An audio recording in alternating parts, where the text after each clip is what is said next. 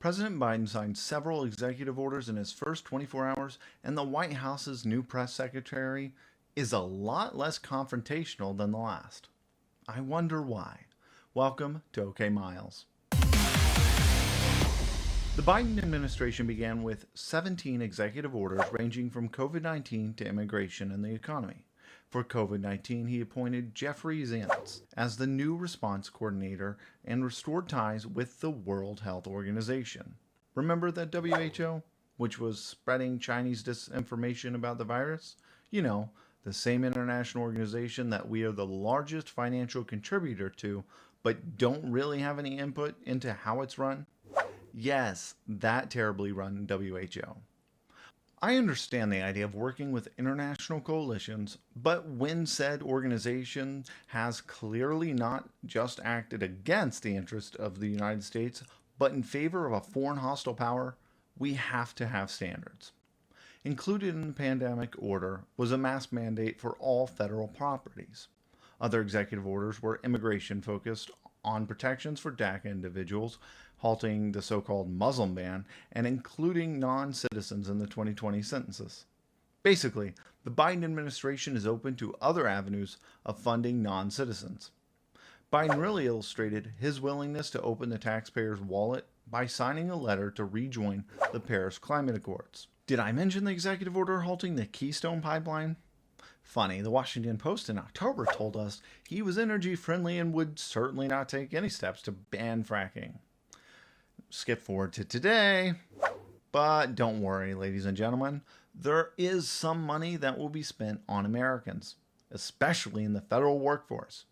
In another executive order, Biden wants to address unity in the most unique way. He is lifting restrictions on federal agencies and contractors, allowing them to hold diversity and inclusion training. Such successful training such as implicit bias, because you're racist no matter what you think. He also assigned Susan Rice to lead a robust interagency effort to centralize work in all federal workplaces with a focus to, quote, root out systemic racism. These efforts became apparent yesterday when it was revealed that applying for some new federal jobs now require you to submit at least 5 years of social media history for review.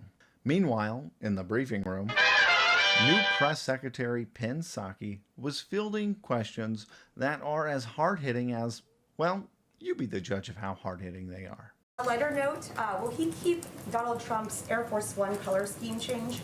This is such a good question. I have not had the opportunity to dig into that today, given the number of executive actions, orders, the inauguration, a few things happening. I will venture to get you an answer on that, and maybe we can talk about it in here tomorrow. This is incredible journalism. It is apparent that the kid gloves will be used during the Biden administration. Not only were the media soft-pedaling questions, but they were also busy reporting on how the Trump administration didn't have a vaccine plan.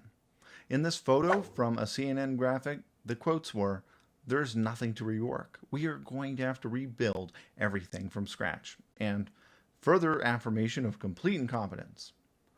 Then what the hell was Operation Warp Speed about, and how have millions received their vaccinations?